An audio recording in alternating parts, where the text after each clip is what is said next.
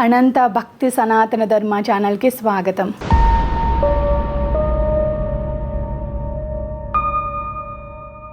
ఓం శ్రీ గణేశాయ నమః.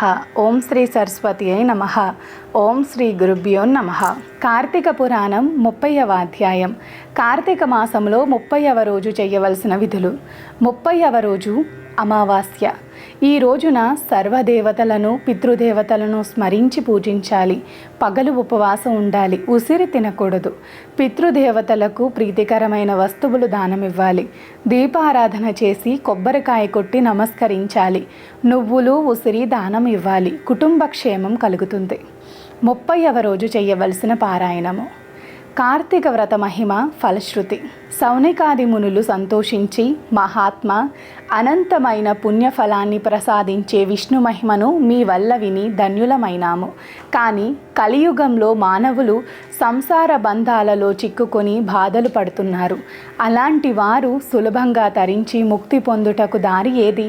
ధర్మాలన్నింటిలోనూ మోక్ష సాధనకు ఉత్తమ ధర్మము, దేవతలందరిలో ఉత్తమ దైవము ఎవరు? మానవుని అజ్ఞానము రూపుమాపి పుణ్యఫలమును ఇచ్చు కార్యమేది? ప్రతి క్షణము మృత్యువు వెంటబడుచున్న మానవులకు సులభముగా మోక్షం పొందగల ఉపాయము ఏది? తెలియజెయ్యమని కోరారు.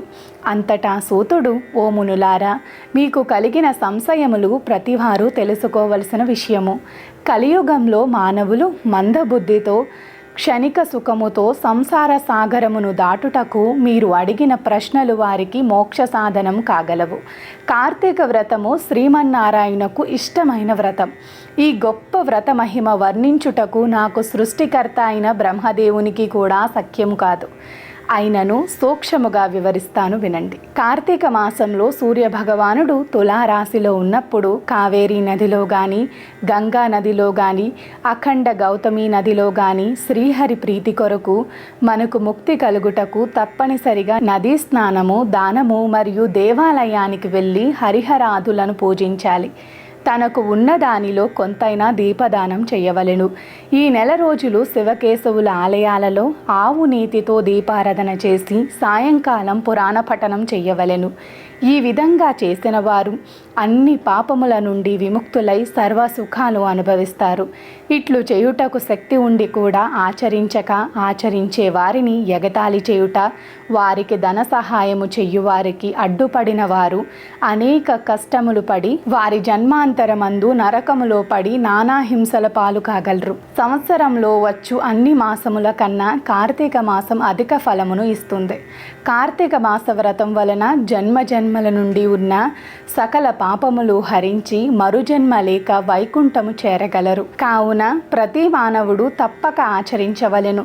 ఇలా నెల రోజులు చెయ్యలేని వారు కార్తీక శుద్ధ పౌర్ణమి నాడు అయినా తమ శక్తి కొలది వ్రతం చేసి పురాణ శ్రవణం చేసి జాగారము ఉండి మరునాడు ఒక బ్రాహ్మణునికి భోజనం పెట్టినచో నెల రోజులు చేసిన ఫలముతో సమానమవుతుంది.